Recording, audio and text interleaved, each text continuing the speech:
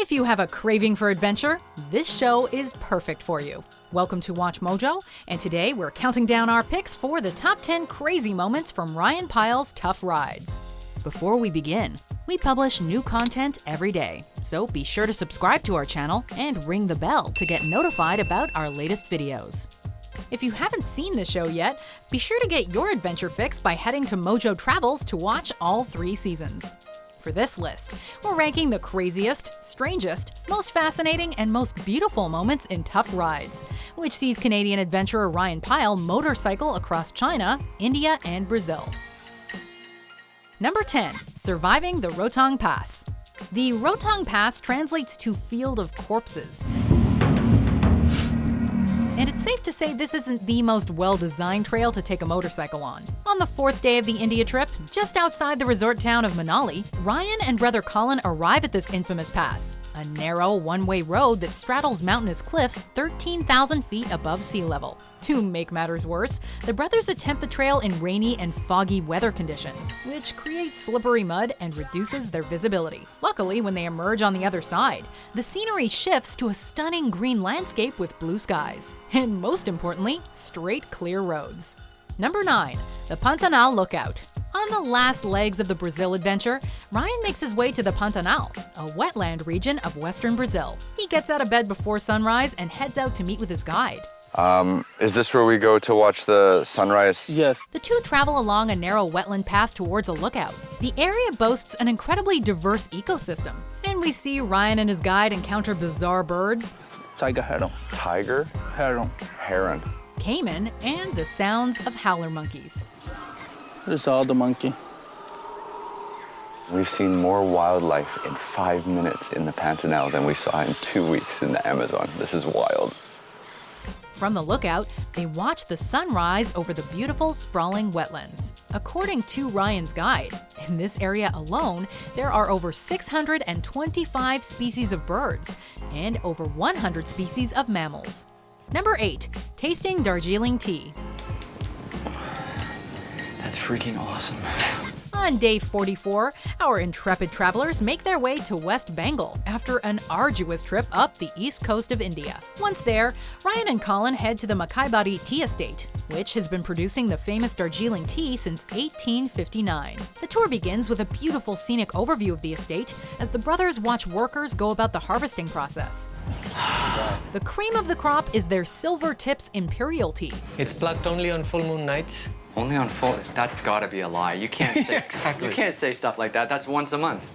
That is once a month. We get 8 pluckings. I hardly make 1,000 kilos of that, no more. It's India's most expensive tea, sold for a whopping $939 US a kilo. Number 7. Arriving at the Mount Everest base camp. When both bikes need repairs, the brothers are stranded in Lhasa while they wait for new parts to arrive, creating a big setback in their journey. Finally, however, once they get their bikes back up and running, they're finally able to make their way to the Mount Everest base camp. Upon arrival, the brothers are greeted with a picturesque view of the beautiful mountain and the rocky, barren terrain that surrounds it. Although they spend only a short time here, this moment marks a major milestone in the trip, coming almost 7,800 miles from Shanghai and overcoming many tribulations along the way.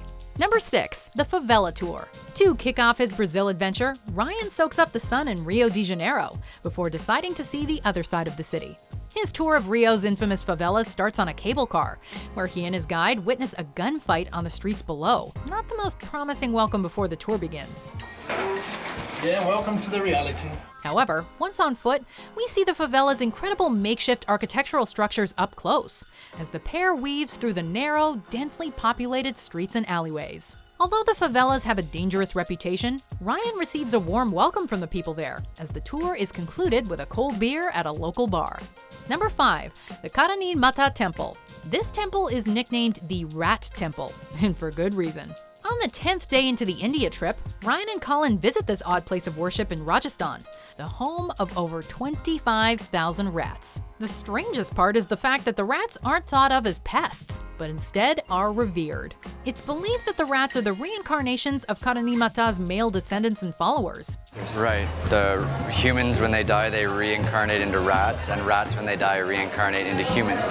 And this is one specific sect sect of the Hindu religion that only believes this. And as a result, visitors tend to get very, very close. This is definitely one of the more bizarre and unsettling experiences in tough rides. And it doesn't take long for both to call it quits and get the heck out of there. It's disgusting. It's just not for me. Number 4, touring Xinjiang. The landscape that the brothers ride through in the western Xinjiang province of China might be stark and barren, but the towns they visit are anything but. The first stop is a night market in Kucha, where the town's ethnic and cultural diversity is on full display. They continue along the ancient Silk Road to the city of Kashgar, where the bikes are fixed by an extremely welcoming group of locals. The city is ancient, having been founded in 76 BC, and has maintained many of its original structures and homes throughout its lifespan, making the experience the closest thing to time travel by motorbike.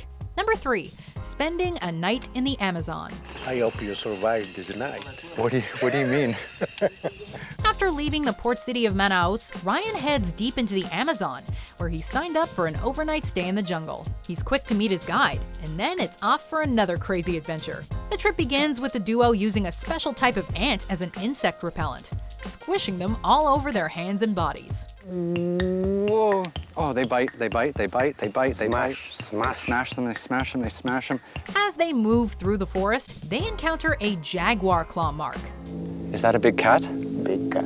Their hike culminates in a climb through the treetops for a spectacular view over the canopy of the Amazon jungle, before heading down to build camp and sip on a homemade preventive measure against malaria. I'm ready. If I don't die, you drink. Number 2, Quillon and the Li River. After a few major setbacks, including Colin's slip off the side of the road, the brothers find themselves in one of the most beautiful places of their China trip.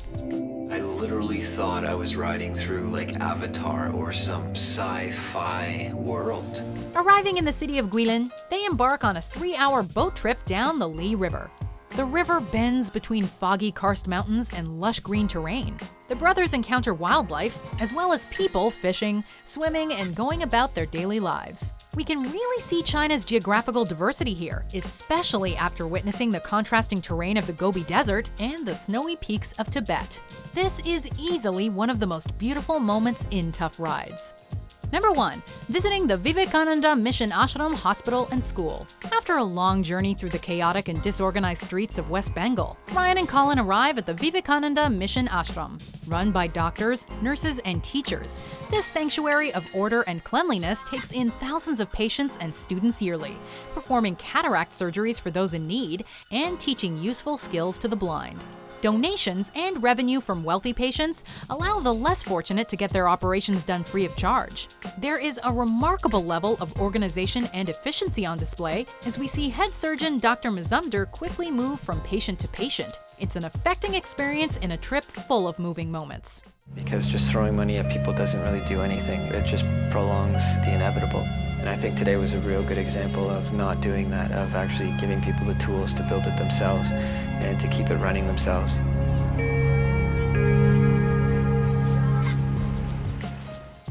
Click here to watch Tough Rides on Mojo Travels. And be sure to subscribe and ring the bell to be notified about our latest videos.